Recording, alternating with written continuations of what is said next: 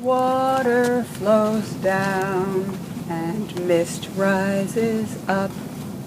Clouds in the sky make rain, quenching the thirst of animals and plants.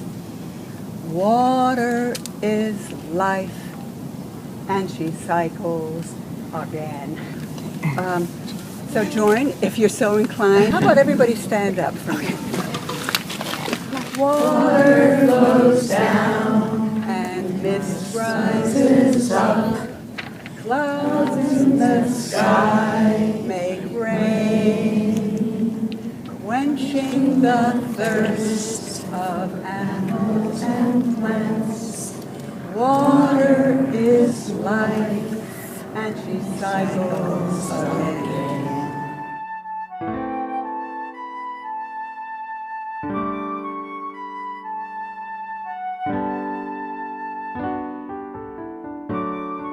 This was Ohlone land. These are the oak trees from which they gathered acorns.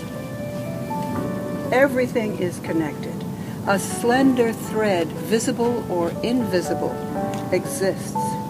The air is thick with it, almost solid with connections, like one immense brain, synapses firing in every direction, connecting everything with everything else. So about 15 years ago, I molded clay into these two pieces. Actually, they were connected at the hip initially, and I called it relationship. But in the heat of the kiln, they split apart when I had an opportunity to choose something to make big. I took these down to Artworks Foundry. So first, digital technology was employed. These two little things here were digitally photographed, 3D digitally photographed, and then that went to another place where the expert there, his expertise was to project a 6-foot enlargement, which he then created in styrofoam and carved it all so that it largely resembled this. It was covered with clay, and I worked on it for several months down at the foundry. It was heaven. It was just great going down there and working this big clanging place with blowtorches and blast furnaces and a series of molds and casts, painting on and then melting away a layer of wax, and eventually pouring in red-hot 2,000-degree molten bronze. Ended up here. At the same time that I was going down to the foundry and starting on making this enlargement, that I was inspired, touched, deeply touched, moved by the courageous and historic stand that the water protectors in North Dakota were taking. And their relationship with the earth and their commitment to protect the water took over my heart. And this sculpture, it became Standing Rock. So this has been Standing Rock, and I, with the help of many wonderful people, have been working on Standing Rock, and it was delivered 3 days ago. It's just arrived. There's one person I absolutely must name right now, and that is Teresa, my dear friend and associate, who has been a part of this from the very beginning. Who brought water? Is there a lot here? Oh, there's quite a bit. I think we'll use the big bowl. Yeah. This came from the Chalice Well in Glastonbury. It's a very cherished ancient well. And Heather and Arden and I spent a good deal of time there. And this water is from Glastonbury, England. This is from the bay.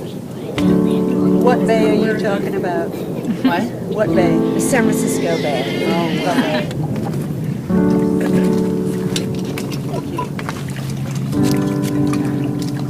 It's from Oakland. Wonderful. And this is water from the Marin Fountain. From the Marin Fountain. Oh. Super filtered and enhanced water from the Coyote Creek watershed in Tam Valley.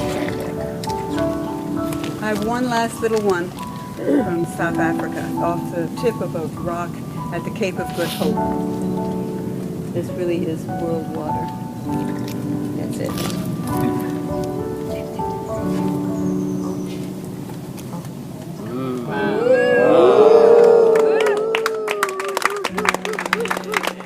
So anybody who wants to just come up, I welcome anybody.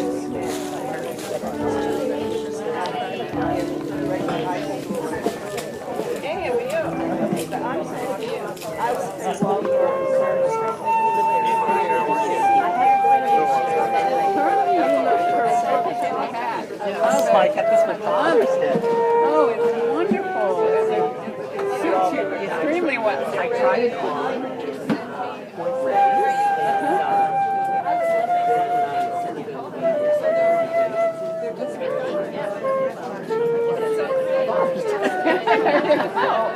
I didn't realize you got it. Oh, that's wonderful. You know, I was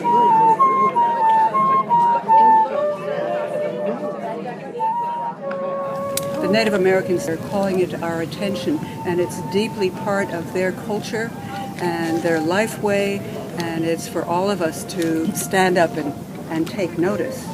There are other people who weren't natives who also delved deeply and sensitively into the ways of the natural world. I think of Henry David Thoreau, witnessing the changing seasons at Walden Pond, as did John Muir as he studied the wildlife in the Sierras, Aldo Leopold, recording daily in his Sand County Almanac, and Rachel Carson, who saw that poisoning one part of nature moves silently through the system to harm other parts. So I feel grateful to all these deep thinkers.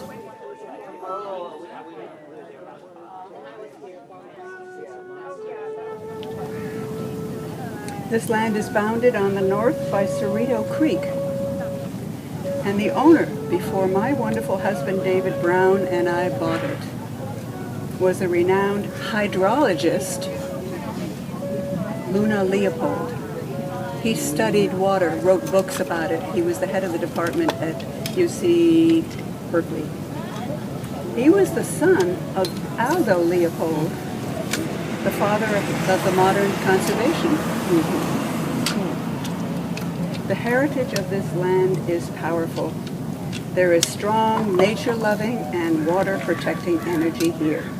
Right here is the perfect place for a permanent monument honoring Standing Rock water protectors. I'm honored and overjoyed and grateful beyond words to be caretaking it. This is my responsibility and my joy.